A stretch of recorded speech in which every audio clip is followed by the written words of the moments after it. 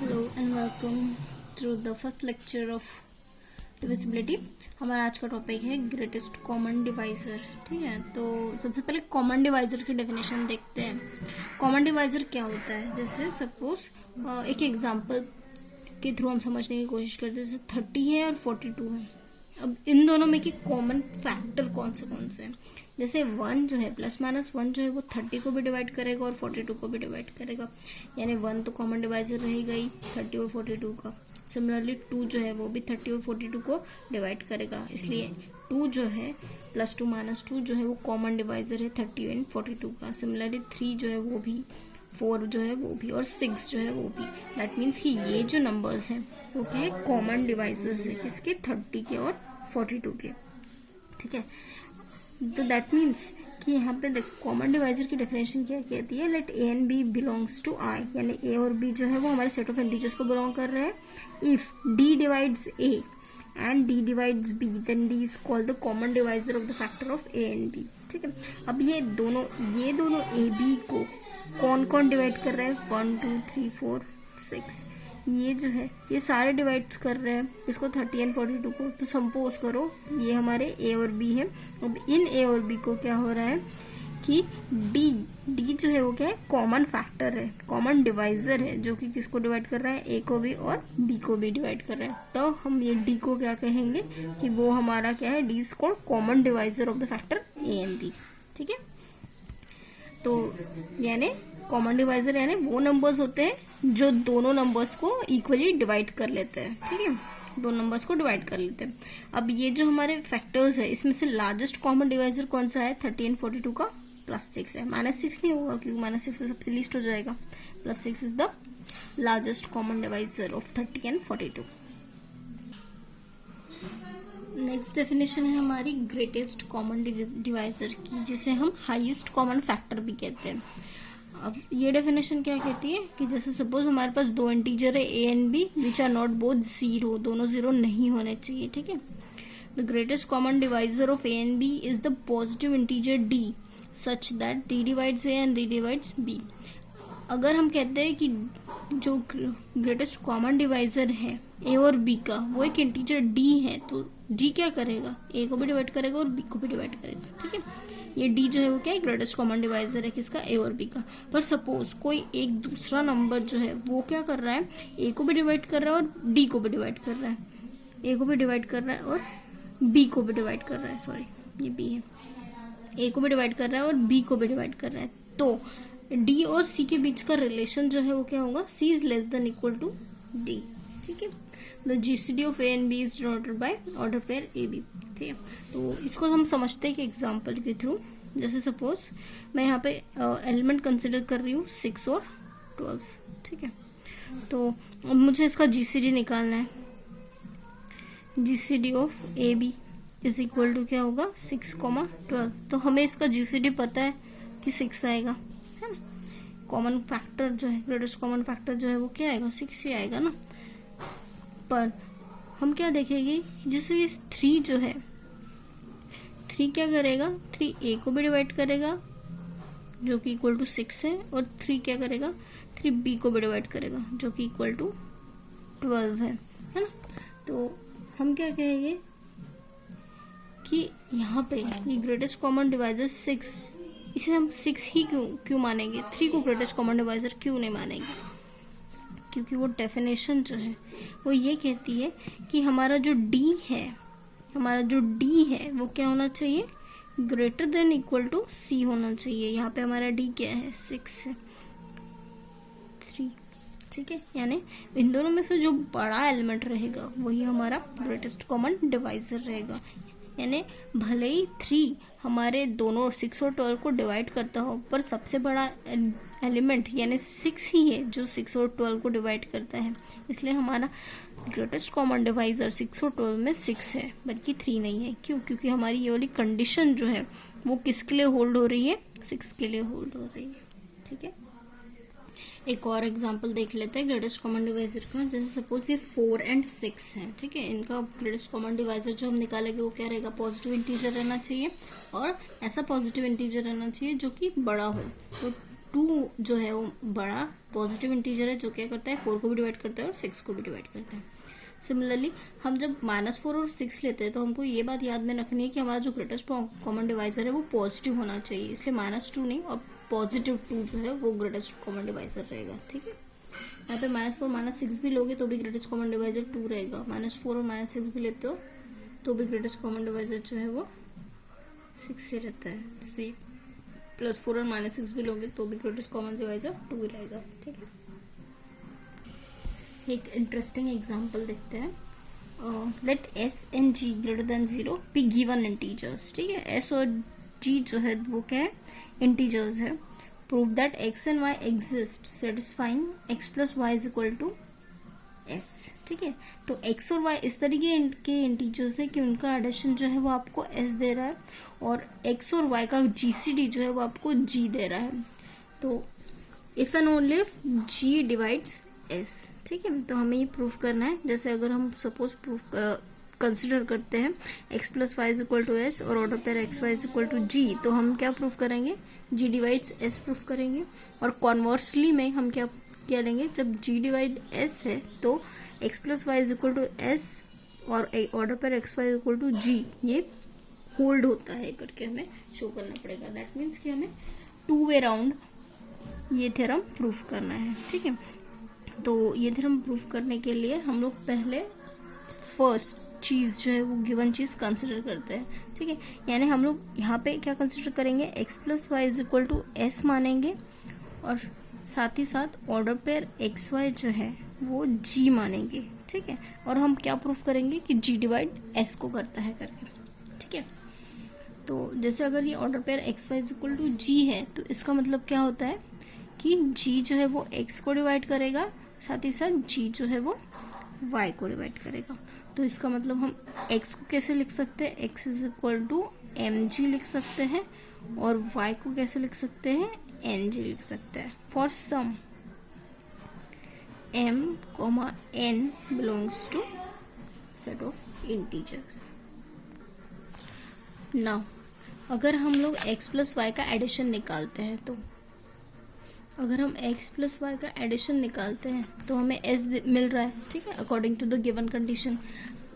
तो अगर हम लोग x की जगह क्या पुट करेंगे, m, g पुट करेंगे, y की जगह क्या पुट करेंगे, n, g पुट करेंगे, इक्वल टू क्या आएगा, s, है ना। ये x + y = s हमें मिला था और x = mg हम लोगों ने निकाला था, y = ng हमने निकाला था। ठीक है, for m and n belongs to the set of integers के लिए। तो अगर यहाँ से हम कॉमन क्या निकालेंगे, g निकालेंगे, m + n = s हो गया। ठीक है, पर हमारे पास कंडीशन पता है, जब इस तरीके की कंडीशन आती है ना, b = ac, b = ac यानी क्या होता है, a डिवाइड b होता है ना, g डिवाइड्स s। ठीक है, ये हमें प्रूफ करना था, है ना। हमने क्या क्या लिया यहाँ पे, x + y = s लिया, order pair x y = g लिया और क्या प्रूफ किया, g डिवाइड्स s करके। ठीक है, अब हम क्या करेंगे, कॉन्वर्सली जाएंगे। कॉन्वर्सली में क्या लेंगे कि g डिवाइड्स कर रहा है s को, है ना, और क्या शो करेंगे, x + y = s है और order pair x y = g है, ये प्रूफ करेंगे। ठीक है, अगर हम लोग g डिवाइड s को मानते हैं तो यानी यहाँ पे क्या होगा, s = ag for some integer a, है ना, for some a belongs to the set of integers. अभी हम लोग एक चीज चूज करने वाले, चूज m और n belongs to set of integers. हम लोगों ने दो नंबर्स m और n लिया है जो कि सेट ऑफ इंटीजर्स को बिलोंग कर रहा है, इस तरीके से कि जब हम उनका एडिशन करते हैं, m + n करते हैं, तो हमको क्या देता है, a देता है।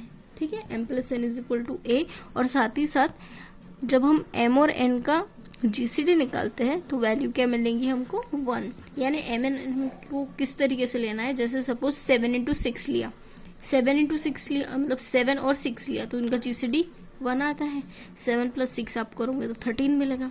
ठीक है, तो ऐसे दो इंटीजर्स 7 और 6, ये 7 और 6 जो है वो क्या है, सेट ऑफ इंटीजर्स है, दोनों इंटीजर्स के सेट को बिलोंग करते हैं। तो यानी ऐसे नंबर्स हम ले सकते हैं जिनका GCD 1 हो और एडिशन करके हमको एक इंटीजर मिले।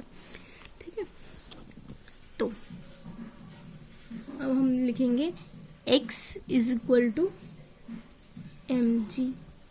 अगर हम x is equal to M G मानते हैं, y equal to N G मानते हैं, जो कि क्या कर रहा है, सेट ऑफ इंटीजर्स को बिलोंग कर रहा है। ठीक है, सेट ऑफ इंटीजर्स को बिलोंग करेगा। और जब हम x प्लस वाई निकालेंगे, x प्लस वाई का एडिशन निकालेंगे तो हमें क्या मिलेगा, एम जी प्लस एन जी। इसमें से g कॉमन आउट करो, m प्लस n मिलेगा, है ना। g कॉमन आउट करो और m प्लस n का वैल्यू क्या है, m प्लस n का वैल्यू a है ना। m plus n is equal to a। पर ga का वैल्यू क्या है, ga का वैल्यू तो s है। ठीक है, यानी हमने x प्लस वाई किया तो हमको क्या मिला, s मिला। ठीक है, x प्लस वाई किया तो हमको s मिला। नेक्स्ट हमने एक चीज प्रूफ कर दी, x plus Y is equal to s। अब हमें क्या प्रूफ करना है, order pair X Y is equal to G proof करना है ना। तो हम क्या करेंगे, ऑर्डर पेयर एक्स वाई लेंगे। ऑर्डर पेयर एक्स वाई अगर आप लेते हो तो यहाँ पे क्या मिलता है, एम जी और एन जी। ठीक है, पर यहाँ से हम लोग जी कॉमन आउट कर सकते हैं और एम और एन को हम लोग ऑर्डर पेयर में लिख सकते हैं। पर एम और एन का जीसीडी क्या आता है, 1 आता है। दैट मीन्स यहाँ पे हमने क्या प्रूफ कर दिया, एक्स कॉमा वाई जो है वो आपको क्या दे रहा है, जी दे रहा है। ये दो चीज़ें आपको प्रूफ करनी थी, X plus Y is equal to S और order pair X Y is equal to G. ठीक है, तो आपने स्टार्ट कहाँ से किया, लेट जी डिवाइड एस से स्टार्ट किया। S is equal to A G लिखा for some integer A belongs to set of integers. ठीक है, फिर आपने चूज, ये एम और एन जो है वो आपने चूज किया है ना, कि वो इस तरीके से इंटीजर्स हैं।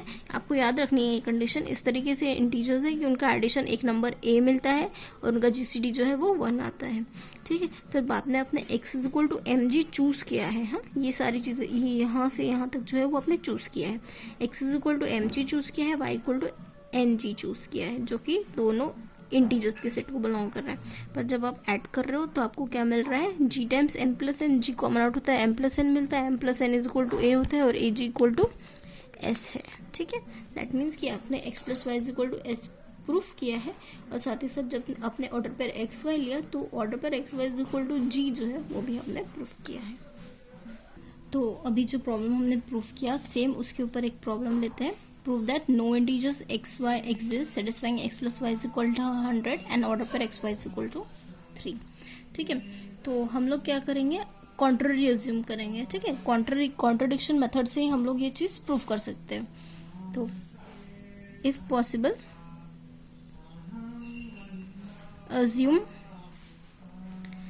यहाँ पे क्या पर does not exist X and Y है ना। हम क्या करेंगे, if possible assume that X and Y exist, that there exist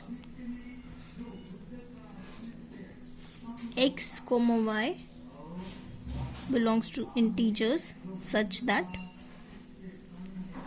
x plus y is equal to 100 है और order pair x y is equal to 3 है। ठीक है, हमने अज्यूम किया कि x plus Y is equal to 100 है और order pair x y is equal to 3। हमने कॉन्ट्ररी अज्यूम किया, जो भी हमें प्रूफ करना है उसके हमें क्या प्रूफ करना है कि x plus Y is equal to 100 और order pair x y is equal to 3 ऐसे एग्जिस्ट करने वाले इंटीजर्स मौजूद नहीं है। ठीक है, तो हम क्या करेंगे, कॉन्ट्ररी अज्यूम करने के बाद ये order pair x y is equal to 3 है, यानी ये क्या इम्प्लाई करेगा, 3 डिवाइड्स x और साथ ही साथ 3 डिवाइड्स y।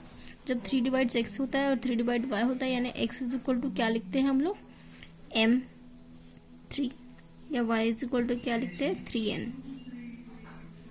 ठीक, अब जब हम लोग x प्लस वाई करेंगे, x प्लस वाई करेंगे तो क्या आएगा, 3m प्लस 3n मिलेगा। ठीक है, पर 3m plus 3n, x plus Y is equal to क्या है, 100 है ना। तो यहाँ से 3 कॉमन आउट करो, m प्लस n बचेगा, इक्वल टू क्या आएगा, 100 आएगा, है ना। तो यहाँ पे क्या होगा, 3 डिवाइड्स 100 आएगा, है ना। 3 डिवाइड्स 100 आएगा, क्यों, क्योंकि m और n जो है वो क्या है, सेट ऑफ इंटीजर्स को बिलोंग करेंगे। इसका मतलब क्या हुआ कि m प्लस n जो है वो भी कहाँ बिलोंग करना चाहिए, सेट ऑफ इंटीजर्स को बिलोंग करना चाहिए। पर ये ट्रू नहीं है ना, क्योंकि जब आप 100 को डिवाइड करोगे 3 से, 3 डिवाइड 100 यानी वैल्यू जो है वो पॉइंट में आती है ना, 3 point something, 33 point something something आती है, पर ये तो इंटीजर नहीं है। और यहाँ पे हमने क्या शो कर दिया कि m+n बिलोंग कर रहा है इंटीजर को, है कि नहीं। जब आप 100 को डिवाइड करोगे 3 से तो वैल्यू आपको इतनी मिलती है ना, पर यहाँ पे m+n जो है वो सेट ऑफ इंटीजर्स को बिलोंग कर रहा है, पर यहाँ पे क्या हो रहा है, m+n जो है वो इंटीजर नहीं है। जब आप 3 को 100 से डिवाइड कर रहे होंगे तो वैल्यू आपको पॉइंट में आती है, और आप कह रहे हो कि m+n जो है वो इंटीजर है। इसका मतलब क्या हो गया, इसका मतलब क्या हो गया कि ये जो हमने प्रूफ किया है वो ट्रू नहीं है ना, this is not true.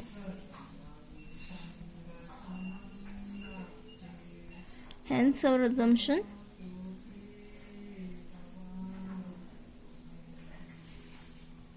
is wrong, इसलिए हमारा जो assumption है वो wrong होगा।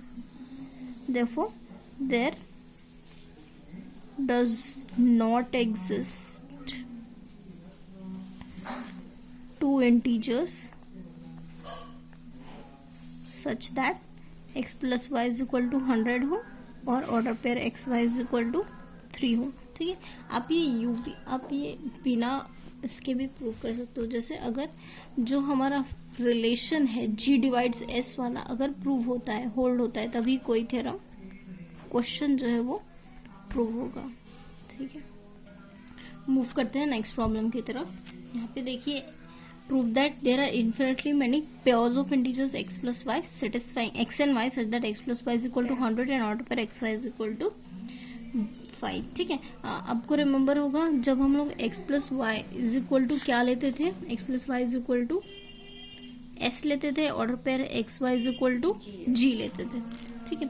तो ये जो नंबर्स है वो एग्जिस्ट कब करते थे, if and only if g divides s पे, है ना। तो जैसे सपोज यहाँ पे g की वैल्यू क्या है, g की वैल्यू है 5, s की वैल्यू क्या है 100, दैट मीन्स आपको दिख रहा है कि 100 जो है 5 जो है वो 100 को टोटली डिवाइड कर सकता है, जो भी वैल्यू आएगी वो सेट ऑफ इंटीजर्स को बिलोंग कर सकता है। इसका मतलब हम क्या कहेंगे कि ये जो है कंडीशन वो होल्ड होती है और ऐसे बहुत सारे इंटीजर्स होंगे, ठीक है। दैट मीन्स आप सिर्फ ये थ्योरम लगा के बता सकते हो कि ये जो कंडीशन है वो होल्ड होगी या नहीं। इसके पहले हम लोगों ने जो किया था, ठीक है, इसके पहले जो हम लोगों ने किया था यहाँ पे क्या है, x plus y is equal to g था, order pair x y is equal to s था। अब g डिवाइड्स कर रहा है क्या इसको, x plus y is equal to s था, सॉरी ये s था और ये g था। अब g डिवाइड्स कर रहा है क्या इसको, आपको देखना है। तो आपने g3 लिया, 100 लिया, यहाँ पे जो नंबर आता है वो इंटीजर नहीं है, दैट मीन्स कि ये ऐसे पेयर जो है वो एग्जिस्ट नहीं करेंगे, है ना। तो जस्ट आप एक थ्योरम लगा के आप बता सकते हो जो क्वेश्चन है वो होल्ड हो रहा है या नहीं, ठीक है। तो स्टार्ट करते,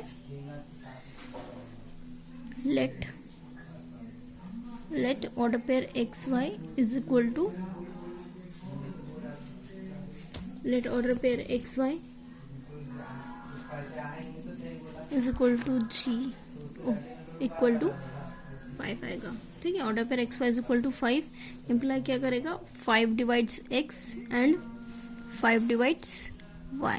तो यानी आप x को कैसे लिख सकते हो, 5m लिख सकते हो, y को कैसे लिख सकते हो, 5n लिख सकते हो, ठीक है। तो जब आप x प्लस वाई निकालोगे जो कि इक्वल टू 100 है, x का वैल्यू आप क्या पुट करोगे, x का वैल्यू आप पुट कर रहे हो 5m, y का वैल्यू आप पुट कर रहे हो 5n equal to 100, that means आप m प्लस n का वैल्यू क्या ले रहे हो, 100 ले रहे हो, m प्लस n का वैल्यू 100 ले रहे हो, ठीक है। तो आपने जब सिंप्लीफाई किया तो m plus n is equal to कितना मिला आपको, 20 मिला, है ना। यानी m का वैल्यू कितना मिला, 20 माइनस n, ठीक है। m का वैल्यू आपको मिल गया 20 माइनस n। तो यानी आप x का वैल्यू इक्वल टू क्या लिख सकते हो, 5 इंटू m, है ना। x is equal to 5m है, तो आपने x is equal to 5n लिखा, और y का वैल्यू क्या लिख सकते हो, 5n है। तो यानी y की जगह क्या लिख सकते हो, 5n आपने लिख दिया, है ना, क्योंकि एक ही वेरिएबल जस्ट आपको n एन क्या कर रहा है, सेट ऑफ इंटीजर्स को बिलोंग कर रहा है। जैसे जैसे आप एन का वैल्यू, सपोज यानी आपने एन का वैल्यू 1 रखा तो आपको एक एक्स वाई का एक पेयर मिल जाएगा, एन का 2 रखा एक्स वाई का एक पेयर मिल जाएगा। इस तरीके से यहाँ पे क्या करोगे, अब जितनी वैल्यूज एन को यानी एन के जितने भी नंबर्स रहेंगे इन्फिनिटली मेनी नंबर्स के लिए, एन के इन्फिनिटली मेनी नंबर्स के लिए आपको क्या मिल रहा है, एक्स प्लस वाई के ऐसे इन्फिनिटली मेनी पेयर्स मिल रहे हैं। इसलिए आप यहाँ पे क्या लिखोगे, infinite numbers of x and y जो है वो pairs of x and y जो है ऐसे मौजूद है। ठीक है, हमने कैसे किया इसे, ऑर्डर पर x Y is equal to 5 लिया, 5 divide x, 5 divide y, x की जगह एम एन लिया, वाई की जगह एम एन लिया, x plus Y is equal to 100 हमें दिया हुआ है ना। तो 5m plus 5n equal to 100, m plus n is equal to 20, m is equal to 20 minus n। ठीक है, तो अगर आप x का वैल्यू लिखते हो तो वो क्या होता है 5 इंटू 20 माइनस n, y का वैल्यू लिखते हो 12n। तो अब यहाँ पे जो n है वो कहाँ बिलोंग कर रहा है, सेट ऑफ इंटीजर्स को बिलोंग कर रहा है। और इंटीजर्स में तो इन्फिनिटली मेनी नंबर्स होते हैं, इन्फिनिटली मेनी वैल्यूज होती है। इसका मतलब क्या हुआ कि हमारे पास इन्फिनिटली मेनी पेयर्स है एक्स एंड वाई के जो ये कंडीशन सेटिस्फाई करते हैं। ठीक है, तो नेक्स्ट क्वेश्चन की तरफ जाते हैं। If order pair A4 is equal to 2, that means GCD of AN4 is 2 and GCD of BN4 is 2, then prove that A plus B of 4 is equal to 4। आपको ये चीज़ प्रूव करनी है। ठीक है, तो जो दिया हुआ है वहीं से हम स्टार्ट करेंगे। Let A4 is equal to 2 and B4 is equal to 2। ठीक है, तो यानी यहाँ पे हमें क्या पता चलता है कि 2 जो है वो किसे डिवाइड कर रहा है, ए को प्रूफ डिवाइड कर रहा है, और साथ ही साथ 2 जो है वो किसे डिवाइड कर रहा है, 4 को डिवाइड कर रहा है ना। 2 जो है वो ए को डिवाइड करेगा और 2 जो है वो बी को डिवाइड करेगा, 2 जो है वो बी को डिवाइड करेगा। इसका मतलब क्या हुआ कि आप ए को क्या लिख सकते हो, 2m लिख सकते हो, और साथ ही साथ बी को क्या लिख सकते हो, 2n लिख सकते हो। ए को 2m और बी को 2n लिख सकते हो। तो जिसमें m और n जो है वो क्या है, m, n are odd integers. आप इसे ऑड इंटीजर्स क्यों कह रहे हो, क्योंकि देखो if m, n are even, suppose अगर आपने इनको इवन ले लिया, सपोज आपने m और n को इवन इंटीजर्स ले लिया, देन इट विल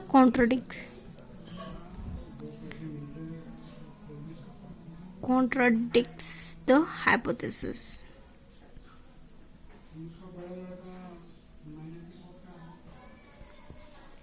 तो ये अगर आपने इवन नंबर ले लिया तो हाइपोथेसिस को कॉन्ट्राडिक्ट करेगा। जैसे सपोज आपने 2,4 ले लिया, ए का वैल्यू, एम का वैल्यू सपोज इवन ले लिया।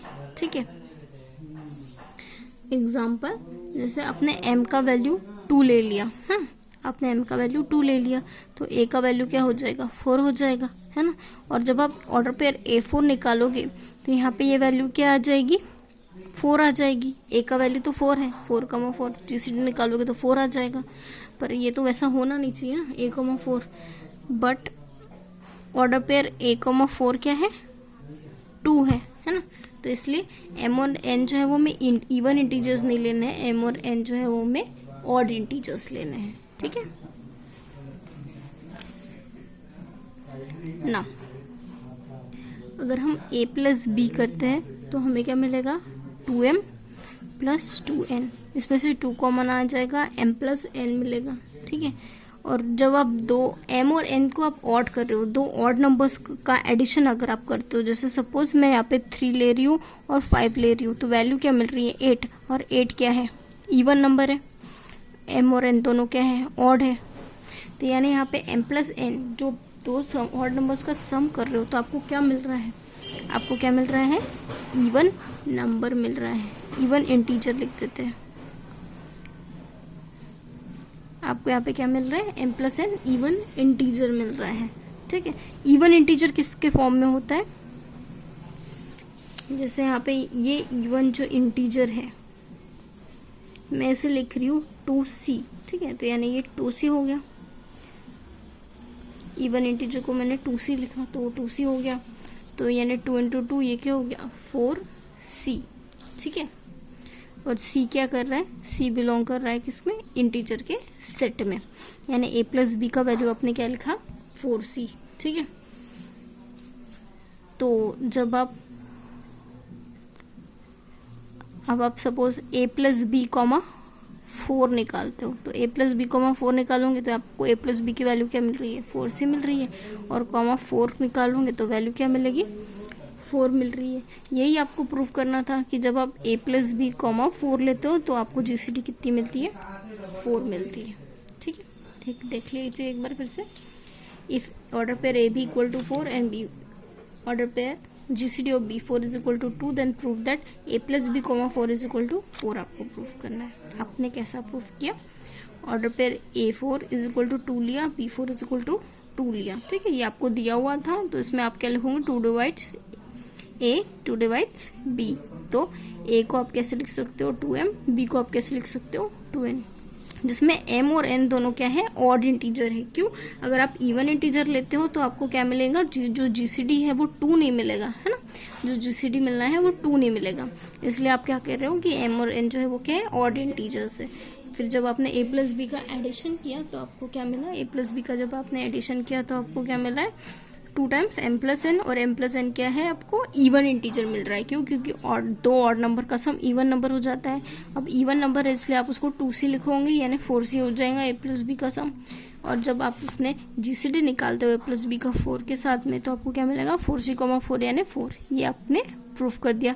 ये आया हुआ है क्वेश्चन समर 19 में 4 मार्क्स के लिए। ठीक है।